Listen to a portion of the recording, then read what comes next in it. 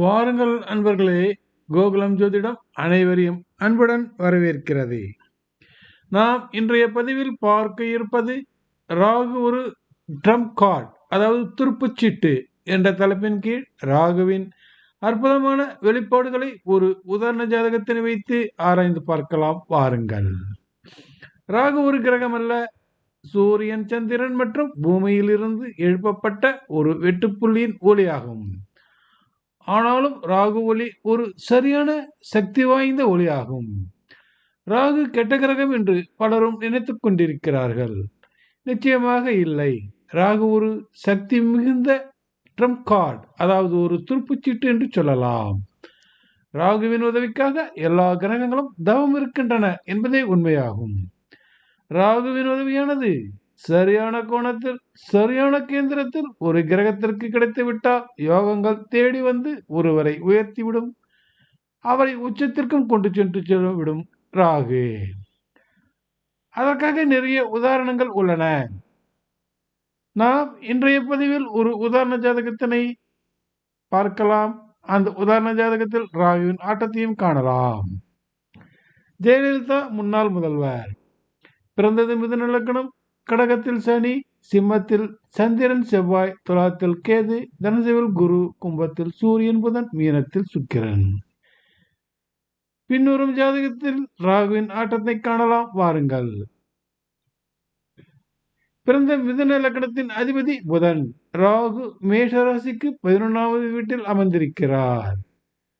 மேஷராசியானது ராகுவிற்கு அற்புதமான இடம், ராகுவுக்கு மிக உகந்த இடம் என்று கூட சொல்லலாம். இப்பொழுது நாம் ராகு அமர்ந்த வீட்டினை ராகு லக்னமாக பாவிக்கலாம். ராகு அமர்ந்த வீட்டிலிருந்து நமது ஆராய்ச்சியினை தொடங்கலாம்.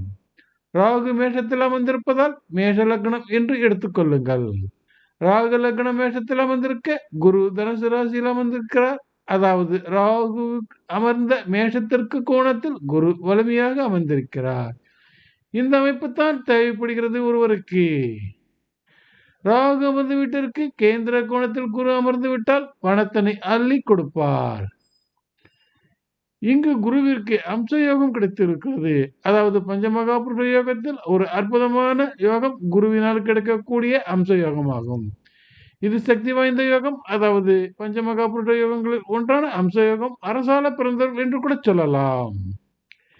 பூமியின் சுற்றுவட்ட பாதையில் பூமி, சூரியன் மற்றும் சந்திரன் ஆகியோர்கள் ஏற்படும் ஒளிவட்டமே ராகு என்கிறோம். இது உங்களுக்கு தெரிந்ததே. எனவே ராகுவினை பொறுத்த மட்டில் சூரியன் உதவி மிக அதிகமாக தேவைப்படுகிறது. அப்படித்தான் சூரியனிலிருந்து கேந்திரங்களில் ராகு இருந்தால் ராகு சக்தி வாய்ந்தவராக மாறிவிடுகிறார். அடுத்ததாக ராகுவிலிருந்து கேந்திரங்களிலும் கோணங்களிலும் சனி அமர்ந்திருந்தாலும் பணயோகம் உண்டாகும், கோடி கோடியாக சம்பாதிக்க நேரிடும். அப்படியே பார்க்கும் பொழுது ராகுவிலிருந்து கேந்திரங்களிலும் கோணங்களிலும் குரு அமர்ந்திருந்தால் சக்தி வாய்ந்த பணயோகம் கிடைக்கும். அவர் அந்த அமைப்பு இருந்தாலும் கோடி கோடியாக பணம் சம்பாதிக்க நேரிடும். பொதுவாக ராகு வலிமையாக அமர்ந்திருக்கும் பொழுது ராகுவிடமிருந்து வலிமையான அதிர்வலைகளை மற்ற கிரகங்கள் வந்து சேரும் பொழுது நன்மையான அதிர்வலைகள் எந்த கிரகத்தினையும் வலிமை உள்ள கிரகமாக மாற்றிவிடுகிறது. அதனால்தான் ராகுவிற்கு கேந்திரத்தில் கிரகங்கள் இருந்தால் பலம் பெறுகின்றன. அப்படியே ராகுவின் பலம் பெறும் ராஜ கிரகங்கள் சனி, குரு, சூரியன் கேந்திர கோணங்களில் இருக்கும் பொழுது வலிமையான நல்ல பலன்களை கொடுத்து விடுகின்றன. ஆனால் அதே சமயம் ராகுவிற்கு சரியான இடத்தில் மற்ற கிரகங்கள் அமரவில்லை எனில் வாழ்க்கையில் சோதனைகளையும் வேதனைகளையும் தந்து விடுகின்றனர். இவருடைய ஜாதகத்தில் ராகு மேஷ ராசியில் இருக்கிறார். ராகு அமர்ந்த மேஷத்திற்கு கேந்திரமான கடகத்தில் சனி அமர்ந்திருக்கிறார். ராகு அமர்ந்த மேஷத்திற்கு தனுசு ராசியில் வியாழன், குரு அமர்ந்திருக்கிறார். இது ராகுவுக்கு கோணம் விடாகிறது.